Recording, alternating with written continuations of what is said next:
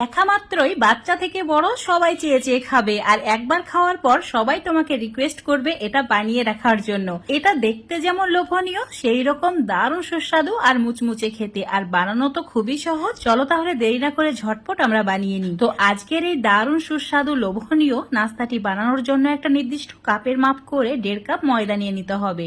ময়দার পরিবর্তে আটা দিয়েও বানানো যায়, কিন্তু ময়দা দিয়ে করলে বেশি সুস্বাদু হবে খেতে। এবার এর মধ্যে কিছু মশলা অ্যাড করতে হবে, যেমন 1 চামচ জোয়ান, অল্প একটু চিলি ফ্লেক্স আর 1.5 চামচ মতো কালো জিরে অ্যাড করেছি। তার সঙ্গে অ্যাড করেছি স্বাদ মতো নুন, 1 চামচের একটু কম, আর দিয়েছি 1/2 চামচ মতো চিনি। এবার সুন্দর একটা কালার আনার জন্য অ্যাড করতে হবে সামান্য পরিমাণে হলুদ গুঁড়ো। 3 চামচ মতো সাদা তেল অ্যাড করে দিতে হবে।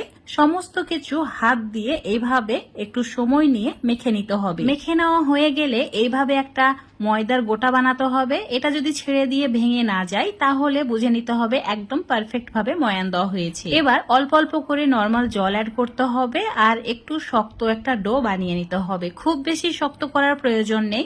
আমরা রুটি বানানোর জন্য যেমন ডো বানাই তার চেয়ে একটু শক্ত করলেই হবে। আমার 1/2 কাপ মতো জল লেগেছে। এখন এই ডোটা সেট করার জন্য ঢাকা দিয়ে 10 মিনিট রেখে দিতে হবে। তো এইভাবেই ঢাকা দিয়ে রেখে দিচ্ছি। এখন 10 মিনিট পর দেখাচ্ছি ডোটা খুব ভালোভাবে সেট হয়ে গেছে। এই ডোটাকে আবারও ভালো করে মথে নিতে হবে। তো এইভাবে 1 মিনিট আমি মথে নিয়েছি।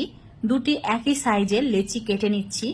তো একদম বড় বড় দুটি লেচি কেটে নেওয়ার পর অল্প একটু ময়দা নিয়ে নিতে হবে, আর ময়দা দিয়ে এখন এটাকে বেলে নিতে হবে।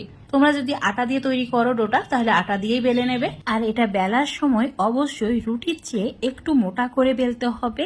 তো একদম রুটির মতো করে গোল করে বেলে নিয়েছি, আর এটা একটু মোটা রেখেছি। এবার একটা ছুরি বা যে কোনো কাটার নিলেই হবে।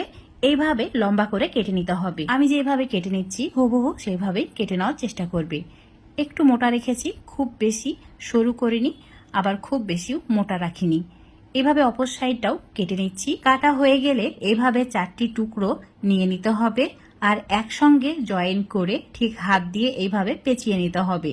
তাহলে খুব সুন্দর ডিজাইন হয়ে যাবে। আর 2 হাত দিয়ে এভাবে টেনে নিতে হবে। টানলেই এটা অনেকটা লম্বা হয়ে যাবে। তো একটা সাইড ধরে রাখতে হবে আর একটা সাইড ঠিক এইভাবে পেঁচিয়ে নিতে হবে। আমি যেভাবে বানিয়েছি হুবহু তোমরা যদি ফলো করো তোমাদের নাস্তাটিও একদম পারফেক্ট হবে। একইভাবে আরো একটি বানিয়ে দেখাচ্ছি। এই নাস্তাটি বানানো খুবই সহজ, যে কোনো সময় ঝটপট বানিয়ে নেওয়া যায়। তো এইভাবেই আমি সবগুলোকে রেডি করে নেব। আমার সবগুলো বানানো হয়ে গেছে, আর এগুলো এখন থেকেই দেখতে অনেক বেশি লোভনীয় লাগছে।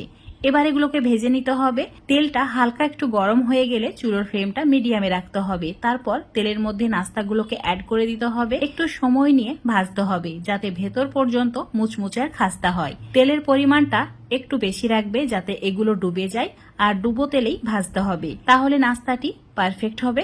এইভাবে উল্টে পাল্টে এবার একটু সময় নিয়ে ভেজে নিচ্ছি। চুলোর ফ্লেমটা প্রথম থেকে শেষ পর্যন্ত একই রাখতে হবে, মানে মিডিয়াম করেই রাখতে হবে। এইভাবে উল্টে পাল্টে একটু সময় নিয়ে ভেজে নিয়েছি। দেখতেই পাচ্ছ কালারটা চেঞ্জ হয়ে গেছে। আর এটা এখন তেল ঝরিয়ে একটা প্লেটে তুলে নিতে হবে। এটা একটু লাল করে ভেজে নেওয়ার চেষ্টা করবে, তাহলে অনেকদিন পর্যন্ত স্টোর করেও রাখতে পারবে। ছোট থেকে বড় যে দেখবে এই নাস্তাটির প্রেমে পড়ে যাবে, দেখেই লোভ সামলাতে পারবে না আর সবগুলো খেয়ে ফেলবে। আজকে দারুণ সুস্বাদু আর সেই রকম মুচমুচে একটা নাস্তা রেসিপি তোমাদের সঙ্গে শেয়ার করলাম। আশা করছি নাস্তাটি দেখে তোমাদের ভালো লেগেছে। ভালো লাগলে অবশ্যই বাড়িতে একবার বানিয়ে খেয়ে দেখবে, আর কেমন হয়েছে কমেন্ট করে জানাবে। ভালো লাগলে অবশ্যই লাইক শেয়ার করে দেবে। ফেসবুক পেজ থেকে যদি দেখো পেজটাকে ফলো করে নেবে, ইউটিউব থেকে দেখলে চ্যানেলটাকে সাবস্ক্রাইব করে রাখবে আরো এরকম রেসিপিগুলো পাওয়ার জন্য। তো বন্ধুরা, এই পর্যন্ত আবারও দেখা হবে নতুন কোনো রেসিপি নিয়ে।